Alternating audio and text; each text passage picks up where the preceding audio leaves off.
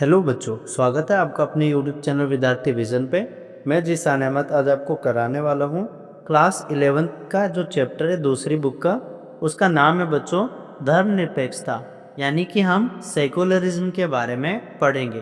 तो आज की क्लास शुरुआत करने से पहले सबसे पहले हम अपना सिलेबस देख लेते हैं, जो कि बच्चों आपका वर्ष 2024 और 25 के लिए। अब ये सिलेबस सिर्फ 24 और 25 के लिए नहीं है बच्चों, आगे भी सेम रहेगा, पर ये मैं यहाँ पे आपको 24 और 25 का भी दिखा रहा हूँ। इसमें से आपका पहली बुक का बच्चों संविधान क्यों और कैसे चैप्टर आ रहा है, भारतीय संविधान में अधिकार आएगा, चुनाव और प्रतिनिधित्व, कार्यपालिका, विधायिका, न्यायपालिका बच्चों, संघवाद, स्थानीय शासन, संविधान एक जीवंत दस्तावेज। साथ ही साथ में बच्चों संविधान के राजनीतिक दर्शन, यानी 10 अध्याय बच्चों आपकी पहली बुक से आने वाले हैं। दूसरा आता है बच्चों आपकी दूसरी बुक, इसका नाम है राजनीतिक सिद्धांत। इसमें से बच्चों आपका अध्याय 1 राजनीतिक सिद्धांत का परिचय, स्वतंत्रता, समानता, सामाजिक न्याय, अधिकार, नागरिकता, राष्ट्रवाद और धर्मनिरपेक्षता, यानी यही चैप्टर हमें क्या है पढ़ने, जिसमें आज हम बच्चों अपना अंतिम अध्याय धर्मनिरपेक्षता के बारे में पढ़ेंगे।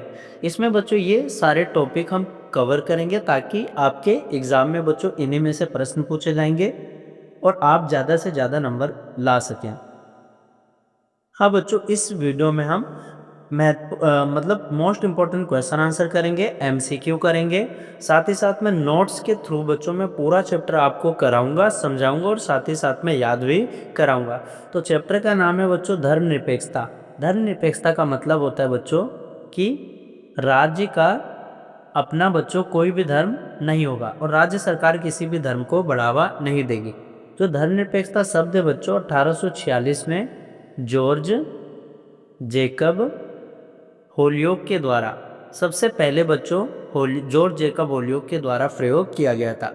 अब धर्मनिरपेक्षता अध्याय पढ़ने से पहले कुछ सवाल के बारे में हम जानते हैं कि क्या धर्मनिरपेक्षता बच्चों उन समाज के लिए उपयुक्त है जिसमें धर्म का आज भी लोगों के व्यक्तिगत जीवन में बहुत ज़्यादा गहरा असर है। मतलब कि बहुत सारे लोग होते हैं बच्चों जो बहुत ही ज़्यादा धार्मिक होते हैं, क्या वो धर्मनिरपेक्षता के महत्व को समझ सकते हैं? दूसरा जानेंगे बच्चों कि क्या धर्मनिरपेक्षता भारतीय मिट्टी में बोया गया पश्चिमी पौधा है, क्योंकि जो धर्मनिरपेक्षता का कॉन्सेप्ट है बच्चों वो पश्चिम से आया है। तो हम जानेंगे कि ये पश्चिम का पौधा जो भारत में ऐसे ही रोप दिया गया है। क्या धर्मनिरपेक्षता में बच्चों पक्षपात के चिन्ह हैं, इनके बारे में जानेंगे। और क्या इससे अल्पसंख्यकों का तुष्टीकरण होता है, यानी सिर्फ अल्पसंख्यकों पर ही ध्यान दिया जाता है या उनके तुष्टीकरण पर बल दिया जाता है, उसके बारे में हम पढ़ेंगे। जैसे बच्चों तुष्टीकरण का मतलब होता है कि हम क्या उनकी नाजायज मांग को भी पूरा कर रहे हैं। जैसे एक बच्चा मान लो बच्चों टॉफ़ी खा रहा है, टॉफ़ी खाते खाते और टॉफ़ी मांग रहा है, हमें पता है बच्चों टॉफ़ी ज़्यादा खाएगा तो उसके दांत खराब जाएंगे, पर फिर भी हम उसकी नाजायज मांग को पूरा कर रहे हैं। इसी प्रकार इसी को हम तुष्टीकरण कहते हैं बच्चों। और ये भी जानेंगे कि क्या धर्मनिरपेक्षता जो है धर्म विरोधी है। आइए जानते हैं बच्चों कि धर्मनिरपेक्षता वास्तव में क्या है। तो ये एक बच्चों आधुनिक राजनीतिक और संवैधानिक सिद्धांत है, यानी ये अभी आधुनिक है, नया है, राजनीतिक और एक संवैधानिक सिद्धांत है। संवैधानिक सिद्धांत मतलब बच्चों की देश की सरकारों ने अपने संविधान में इसको जगह दिया है। धर्मनिरपेक्षता अर्थ बच्चों राज्य और राजनीति से या किसी गैर धार्मिक मामले में धर्म को हमें दूर रखना है, यानी धर्म अलग होगा बच्चों, राज्य अलग होगा। राज्य सरकार किसी भी धर्म को बढ़ावा नहीं देगी। सरकार बच्चों धर्म के आधार पर किसी से कोई भेदभाव नहीं करेगी। इसी को हम क्या कहते हैं बच्चों, धर्मनिरपेक्षता। यानी धर्मनिरपेक्ष राज्य का मतलब कोई भी अपना धर्म नहीं होता बच्चों, राज्य किसी भी धर्म को बढ़ावा नहीं देती है। धर्मनिरपेक्षता का अर्थ होता है बच्चों किसी धर्म का विरोध करना नहीं है, बल्कि सभी धर्मों को अपने धार्मिक विश्वास और मान्यताओं को पूरी तरीके से मानने की छूट देना है। अब धर्मनिरपेक्षता मतलब है बच्चों कि राज्य का अपना धर्म नहीं होगा और राज्य किसी धर्म को बढ़ावा नहीं देगी। और धर्मनिरपेक्ष राज्य का मतलब यही मतलब होता है बच्चों। धर्मनिरपेक्षता का ये अर्थ नहीं होता है कि हम दूसरों के मान्यता या विश्वास को ठेस पहुंचाए, बल्कि सभी को एक साथ लेकर चलें। और धर्मनिरपेक्षता शब्द बच्चों 1846 में जॉर्ज जेकब होलियोक के द्वारा दिया गया था। धर्मनिरपेक्ष राज्य बच्चों उस व्यक्ति का भी सम्मान करता है जो किसी धर्म को नहीं मानते और चाहे वो किसी धर्म को माने। यानी धर्मनिरपेक्षता का मतलब होता है राज्य का अपना कोई धर्म नहीं होगा बच्चों। धर्मनिरपेक्षता का मतलब ये नहीं होता है कि जो धर्म को मानेगा उसी का सम्मान होगा। धर्मनिरपेक्षता कहता है जो किसी भी धर्म को ना माने उसका भी सम्मान किया जाएगा। धर्मनिरपेक्षता के संदर्भ में बच्चों धर्म व्यक्ति का नितांत यानी निजी मामला होता है जिसमें राज्य तब तक हस्तक्षेप नहीं करेगा जब तक कि विभिन्न धर्मों की मूल धारणाओं को आपस में कोई टकराव की स्थिति ना हो। यानी धर्म आपका निजी मामला है, आप अपने निजी मामले के हिसाब से अपना काम कर सकते हैं बच्चों, राज्य उसमें हस्तक्षेप नहीं कर सकता है। और हम किसी भी धर्म को बच्चों अपना सकते हैं और उस धर्म को हम मान सकते हैं।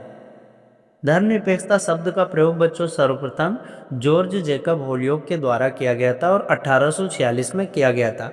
जॉर्ज जैकब होलियोक के अनुसार बच्चों धर्मनिरपेक्षता का मतलब है आस्तिकता, नास्तिकता और धर्म ग्रंथ में उलझे बगैर। यानी ना हमें आस्तिक बनना है ना नास्तिक बनना है और ना ही हमें किसी धर्म ग्रंथ में उलझना है बच्चों। मनुष्य को अपना शारीरिक, मानसिक और चारित्रिक और बौद्धिक स्वभाव को बच्चों उच्चतम संभावित बिंदु तक विकसित करना है और उसके लिए जो प्रतिपादित ज्ञान करते हैं और सेवा देते हैं ना उसी को हम धर्मनिरपेक्षता कहते हैं। यानी जिसने धर्मनिरपेक्षता शब्द दिया था बच्चों उसके अनुसार धर्मनिरपेक्षता का बिल्कुल अलग ही मतलब था कि आस्तिकता, नास्तिकता और धर्म ग्रंथ में उलझना नहीं है। आपको मनुष्य होने के नाते अपना शारीरिक, मानसिक, चारित्रिक और बौद्धिक स्वभाव को एकदम उच्चतम संभावित बिंदु तक विकसित करना है और उसी के लिए जो प्रतिपादित ज्ञान और सेवा है ना वही आपका क्या कहलाता है, धर्मनिरपेक्षता कहलाता है। तो ये जॉर्ज जैकब होलियोक जी ने दिया था। अब आता है बच्चों कि भारत में धर्मनिरपेक्षता। भारत में धर्मनिरपेक्षता बच्चों भारतीय संविधान के भाग 3 में बच्चों अनुच्छेद 25 से 28 तक यानी मौलिक अधिकार में। तो बच्चों भारतीय संविधान में धर्मनिरपेक्षता भाग 3 में मौलिक अधिकार, और मौलिक अधिकार जैसे कि आपको पता है बच्चों 6 मौलिक अधिकार है हमारे, पहले 7 थे पर 7वां हटा दिया गया। इसी में से बच्चों एक मौलिक अधिकार है उसका नाम है बच्चों धार्मिक स्वतंत्रता का अधिकार, जो कि अनुच्छेद 25 से लेकर 28 में। अब अनुच्छेद 25 क्या कहता है बच्चों, अंतःकरण की स्वतंत्रता। इसका मतलब होता है कि भारत में रहने वाला कोई भी व्यक्ति किसी भी धर्म को अपना सकता है और उस धर्म के अनुसार आचरण कर सकता है। अनुच्छेद 26 कहता है बच्चों कि हम अपने धार्मिक संस्थान स्थापित कर सकते हैं, जैसा मंदिर, मस्जिद बना सकते हैं बच्चों, ध्यान रखना। अनुच्छेद 27 कहता है बच्चों कि एक धर्म को बढ़ावा देने के लिए बच्चों सरकार किसी भी प्रकार की कर की सुविधा नहीं करेगी। और अनुच्छेद 28 आता है बच्चों इसी में कि जो सामान्य शैक्षिक संस्थान है, सामान्य शैक्षिक संस्थान में बच्चों धार्मिक शिक्षा नहीं दी जाएगी, यानी धर्म के आधार पर शिक्षा नहीं दिया जाएगा। तो ये भाग 3 में बच्चों भारत में धर्मनिरपेक्षता। अब बच्चों भारत में धर्मनिरपेक्षता शब्द वास्तव डायरेक्ट नहीं है। धर्मनिरपेक्षता शब्द की जगह एक शब्द है उसका नाम है पंथ निरपेक्षता। जो पंथ निरपेक्षता शब्द है बच्चों ये 42वां संविधान संशोधन जो कि 1976 में हुआ था जब जोड़ा था। और पंथ निरपेक्षता का अर्थ होता है कि भारत सरकार धर्म के मामले में तटस्थ रहेगी, है ना, चाहे वो व्यक्ति हो चाहे वो कोई भी हो बच्चों, यानी चाहे ज़्यादा व्यक्ति हो चाहे कम व्यक्ति हो, किसी भी धर्म को सरकार बढ़ावा नहीं देगी और सरकार किसी भी धर्म को बच्चों मान्यता प्रदान नहीं करेगी, यानी सरकार का कोई भी धर्म नहीं होगा। तो भारत में धर्मनिरपेक्षता बच्चों दो जगह देखा जाता है। एक बच्चों संविधान के अंदर एक मौलिक अधिकार है उसमें धर्मनिरपेक्षता है, एक दूसरा आता है बच्चों कि प्रस्तावना के अंदर धर्मनिरपेक्षता को समाहित किया गया है 42वां संविधान संशोधन 1976 में। अब बच्चों भारत का संविधान जो है किसी भी धर्म से विशेष रूप से जुड़ा हुआ नहीं है, यानी भारत एक धर्मनिरपेक्ष राज्य है। लेकिन फिर भी बच्चों धर्मनिरपेक्षता के संबंध भारत में कई सारी चुनौतियां हैं, या एक पहलू हम ये भी देखें कि भारत वास्तव में धर्मनिरपेक्ष है। जैसे वर्ष 1984 में बच्चों हमारे वहाँ दंगे हुए थे दिल्ली में और अन्य हिस्सों में हुए थे जिसमें 2700 से ज़्यादा सिख मारे गए थे। आपको पता है बच्चों 1984 में इंदिरा गांधी जी की हत्या हो गई थी और जिसमें उनकी हत्या सिख समुदाय के उन्हीं के दो बॉडीगार्ड थे उन्होंने कर दिया था, जिसके कारण बच्चों लोगों ने आक्रोश दिखाया और सिख धर्म के लोगों को 2700 से ज़्यादा सिख लोगों को मार दिया गया दिल्ली और अन्य जगह के, और जो कि एक धर्म से जुड़े हुए बच्चों। दूसरा 1990 में हजारों कश्मीरी पंडितों को घाटी से अपना घर छोड़ने पर विवश किया गया था। अगला आता है बच्चों 1992 और 93 में मुंबई में दंगे हुए थे। वर्ष 2002 में बच्चों गुजरात दंगे हुए थे, जिसमें मुस्लिम समुदाय के लगभग 1000 से भी ज़्यादा लोग मारे गए थे। साथ ही बच्चों देश के अन्य भागों में भी गो हत्या रोकने के आड़ में या धार्मिक और नस्ली हमले ये लगातार होते रहते हैं बच्चों, जबकि भारत अपने आप को एक धर्मनिरपेक्ष राज्य कहता है। सीएए और एनआरसी के खिलाफ भी बच्चों देश भर में प्रदर्शन हो रहा है, यानी ये बच्चों भारतीय धर्मनिरपेक्षता की कुछ आलोचनाएं हैं। इन सभी उदाहरण में बच्चों हमें एक बात तो समान दिखती है कि यहाँ किसी एक धार्मिक समुदाय को लक्षित किया गया था, यानी टारगेट किया गया है, और नागरिकों के एक समूह को क्या है, बुनियादी आज़ादी से वंचित कर दिया गया है बच्चों, यानी उनको बुनियादी आज़ादी मतलब नहीं दिया गया है। जैसे 1984 का देख लो बच्चों, 1984 का सिख दंगा देख लो, 1990 में जो कश्मीर घाटी में हुआ था, है ना, 92-93 में जो मुंबई दंगे हुए थे, 2002 में बच्चों जो गोधरा कांड हुआ था, मुस्लिम आबादी को टारगेट किया गया था, गौ हत्या के नाम पे बच्चों जगह जगह पे दंगे होते हैं, ये बात ध्यान रखना। 1994 में बच्चों एसआर बॉम्बे बनाम भारत गणराज्य एक मामला आया था सुप्रीम कोर्ट में, और उसने 1994 में बच्चों सुप्रीम कोर्ट में ये निर्णय दिया गया था कि धर्म को राजनीति से अलग रखा जाए। क्यों? क्योंकि वास्तव में बच्चों जो धर्म के आधार पर भेदभाव है या धर्म के आधार पे जो भी हमारे वहाँ झगड़े होते, लड़ाई होते, उसमें कहीं ना कहीं राजनीतिक दलों का बच्चों अहम भूमिका होती है। तो एसआर बॉम्बे बनाम भारत गणराज्य विवाद में क्या हुआ था, उसने कहा था कि धर्म को राजनीति से अलग किया जाए, नहीं रखा जाएगा बच्चों, तो जो देश में बहुसंख्यक धर्म है, बहुसंख्यक मतलब जिनकी संख्या ज़्यादा है, वही देश का राष्ट्रीय धर्म अपने आप बन जाएगा।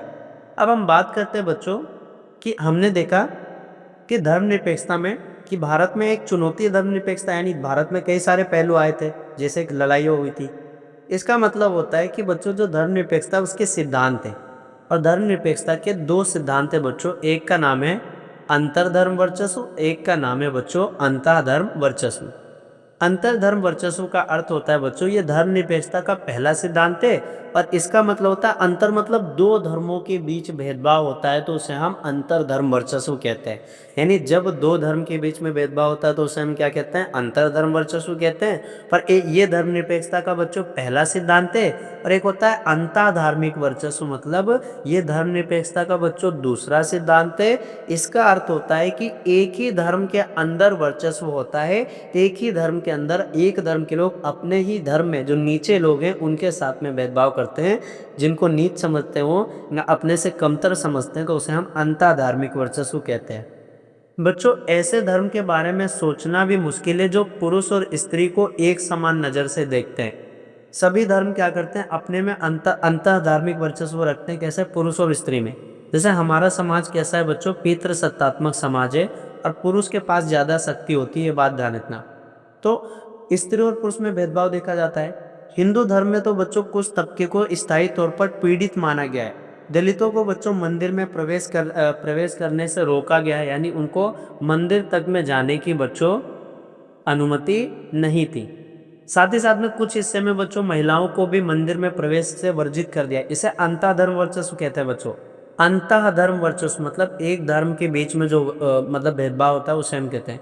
वह धर्मनिरपेक्षता का दूसरा सिद्धांत है। एक होता है अंतःधर्म वर्चस्व, जो दो धर्मों के बीच में विवाद होता है। कुछ धर्मों का संप्रदाय, कुछ धर्म बच्चों क्या है, धर्मों का संप्रदाय में टूटकर आपसी हिंसा व उत्पीड़न करने लगते हैं। तो इसी तरह होता है बच्चों। तो धर्मनिरपेक्षता की अगर पूछे आपसे कितने सिद्धांत है बच्चों, दो सिद्धांत है, एक अंतःधर्म वर्चस्व, एक है अंतःधर्म वर्चस्व। अंतःधर्म वर्चस्व में बच्चों दो धर्मों के बीच में विवाद होता है, जैसे मैंने 1984 हो गया, 1990 के दंगे हो गए, है ना, 2002 में मुस्लिम संप्रदाय के 1000 लोगों को मारा गया था। तो ये अंतरधर्म वर्चस्व के उदाहरण, जहाँ एक धर्म के लोग दूसरे धर्म के साथ जो है वर्चस्व दिखाते हैं। अंतःधर्म वर्चस्व मतलब एक ही धर्म जो है अपने ही लोगों के साथ भेदभाव करता है, उसे अंतःधर्म वर्चस्व कहते हैं। जैसे पुरुष महिलाओं के साथ करते हैं बच्चों, है ना, दलितों के साथ क्या है, मंदिर में प्रवेश जाने से रोका गया है। अब हम बात करते हैं बच्चों तो उपाय क्या हो, एक धर्मनिरपेक्ष समाज किसे कहेंगे। बात वास्तव में धर्मनिरपेक्षता क्या है पता चल गया। धर्मनिरपेक्ष समाज किसे कहते हैं बच्चों, तो जहां अंतरधार्मिक और अंतर्धार्मिक दोनों प्रकार के वर्चस्व से रहित हो, यानी दोनों प्रकार का वर्चस्व ना हो, न धर्म के अंदर आज़ादी हो और विभिन्न धर्मों के मध्य बच्चों समानता और सहिष्णुता हो, यानी आपसी होड़ ना हो। इन निर्दोषी को पूरा करने के लिए हमें किस प्रकार का राज्य सक्षम होगा, तो ऐसा राज्य जो कि कैसा होगा, धर्मनिरपेक्ष होगा बच्चों, जहाँ धर्म जो है धर्म की प्रधानता नहीं रहेगी, उसे हम धर्मनिरपेक्ष राज्य कहेंगे। ये बात ध्यान रखना। तो धर्मनिरपेक्ष के राज्य में कैसा होगा बच्चों, वहाँ पे शांति पे ज़्यादा ध्यान दिया जाएगा। वहाँ पे बच्चों सभी लोगों को धार्मिक स्वतंत्रता दी जाएगी, यानी आज़ादी दिया जाएगा।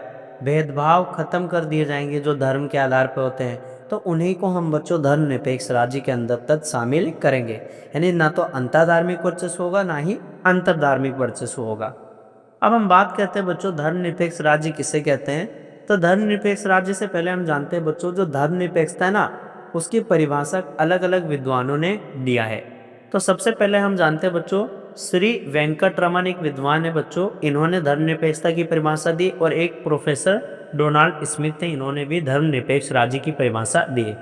श्री वेंकटरमन के अनुसार बच्चों, धर्मनिरपेक्ष राज्य ना तो धार्मिक होता है और ना ही अधार्मिक होता है, तथा ना ही धर्म विरोधी होता है। वह धार्मिक सिद्धांतों तथा कार्यों से पूर्णतः अलग होता है। ये बात ध्यान रखना। तो ये वेंकटरमन ने कहा है कि एक धर्मनिरपेक्ष राज्य ना तो धार्मिक होता है, ना ही अधार्मिक होता है, ना ही धर्म विरोधी होता है। अब प्रोफेसर डोनाल्ड स्मिथ ने बच्चों, इन्होंने कहा था धर्मनिरपेक्ष राज्य वह है जिसमें व्यक्तिगत और सामूहिक रूप से धार्मिक स्वतंत्रता दी जाती है, यानी व्यक्तिगत जीवन पे भी और सामूहिक रूप से भी धर्म के आधार पर स्वतंत्रता होती है, उसे हम धर्मनिरपेक्ष राज्य कहते हैं। तो आपको परिभाषा याद नहीं हो रही बच्चों, कोई बात नहीं। धर्मनिरपेक्ष राज्य की परिभाषा श्री वेंकटरमन ने दिया है और प्रोफेसर डोनाल्ड स्मिथ ने दिया। धर्मनिरपेक्ष राज्य कैसा होता है बच्चों, ऐसा राज्य जहां धर्म के आधार पर भेदभाव नहीं होता है, जहां अंतर्धार्मिक और अंतर्धार्मिक वर्चस्व दोनों का अभाव रहता है, जहां विभिन्न धर्मों के बीच में बच्चों आपसी समानता होती है और सद्भाव होता है, कोई किसी के साथ भेदभाव नहीं करता है, ना ही बच्चों धर्म के अंदर भेदभाव होता है, ना ही दो धर्म के बीच में भेदभाव होता है। धर्म के बीच विभिन्न संप्रदाय के मध्य आपसी संघर्ष और हिंसा नहीं होता है बच्चों।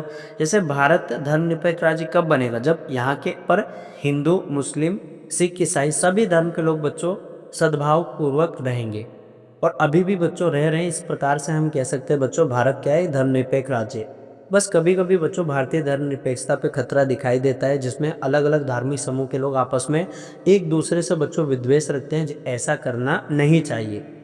अब हम बात करते हैं बच्चों धर्मनिरपेक्ष राज्य की क्या विशेषताएं होती है, यानी एक धर्मनिरपेक्ष राज्य कौन होता है। धर्मनिरपेक्ष राज्य की विशेषता पहली होती है बच्चों कि राज्य का कोई भी धर्म नहीं होता है, और राज्य किसी भी धर्म को बढ़ावा नहीं देता है। राज्य की दृष्टि में बच्चों सभी धर्म बराबर होते हैं, किसी को विशेष अधिकार नहीं दिया जाता है। जो धार्मिक संस्थाएं स्थापित करने का अधिकार होता है, चाहे किसी भी धर्म के लोग हों, चाहे वो लोग ज़्यादा हों चाहे कम हों। धार्मिक प्रचार के लिए बच्चों कोई भी कर नहीं लगाए जा सकते हैं। तो ये धर्मनिरपेक्ष राज्य की विशेषताएं, ये बात ध्यान रखना। तो अभी तक हमने क्या पढ़ा बच्चों, सबसे पहले धर्मनिरपेक्ष राज्य किसे कहते हैं, उनकी विशेषताएं, इन सभी चीज़ों के बारे में हमने जाना। अब बच्चों अभी तक हमने जो चीज़ पढ़ा एक बार रिवाइज कर लेते हैं, फिर आपका ये पार्ट 1 बच्चों कंप्लीट हो जाएगा। फिर इस चैप्टर को हम पार्ट 2 में कंप्लीट करेंगे। सबसे पहला आता है बच्चों धर्मनिरपेक्ष राज्य किसे कहते हैं। तो धर्मनिरपेक्ष राज्य का बच्चों अपना कोई भी धर्म नहीं होता है, जहां राज्य सरकार का अपना कोई धर्म नहीं होता है और राज्य सरकार किसी भी धर्म को बढ़ावा नहीं देता, उसे हम धर्मनिरपेक्ष राज्य कहते हैं। इसकी परिभाषा दो लोगों ने दिया था बच्चों, श्री वेंकटरमन ने और साथ ही साथ में प्रोफेसर डोनाल्ड स्मिथ ने दिया था। अगला आता है बच्चों धर्मनिरपेक्ष राज्य की विशेषताएं लिखिए। धर्मनिरपेक्ष राज्य की पहली विशेषता बच्चों, राज्य का कोई धर्म नहीं होता है। राज्य की दृष्टि में सभी धर्म जो है बराबर होते हैं, और धार्मिक संस्थाएं स्थापित करने का अधिकार होता है, और धार्मिक प्रचार करना उसके लिए किसी भी प्रकार का टैक्स नहीं लगाया जाता है। उसके बाद अगला आता है बच्चों धर्मनिरपेक्ष शब्द किसने दिया था। तो शब्द दिया था जॉर्ज जेकब होलियोक ने। कब दिया था, 1846 में दिया था। चौथा, भारतीय संविधान में धर्मनिरपेक्षता बच्चों भाग 3 में है, अनुच्छेद 25 से लेकर 28 में है, धार्मिक स्वतंत्रता का अधिकार। और पूरा बता सकते हैं बच्चों। साथ ही साथ में 42वां संविधान संशोधन कब हुआ था, 1976 में, और इसमें पंथ निरपेक्ष बच्चों जो शब्द था ना, पंथ निरपेक्ष शब्द भारतीय संविधान में जोड़ा गया था। तो ये था बच्चों महत्वपूर्ण प्रश्न। पांचवा प्रश्न आ सकता है बच्चों धर्मनिरपेक्षता के सिद्धांत कितने। तो एक अंतर्धार्मिक वर्चस्व में, एक अंतर्धार्मिक वर्चस्व में।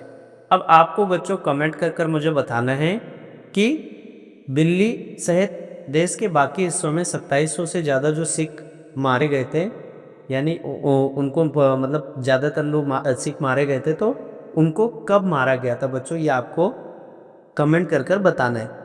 और दूसरा प्रश्न है बच्चों कि मुंबई दंगे कब हुए थे। तीसरा, गुजरात में गोधरा कांड कब हुआ था। तो ये तीनों डेट आपको मुझे कमेंट कर कर बताना है। उम्मीद करता हूँ बच्चों वीडियो आपको समझ में आई होगी। आपको नोट्स बनाकर चलना है देखकर, और इसको लिखना है, और इसी चीज़ को बच्चों बार बार पढ़ना है ताकि आपकी तैयारी बहुत अच्छे से हो जाए। मिलेंगे नेक्स्ट पार्ट में बच्चों, तब तक के लिए जय हिंद बच्चों।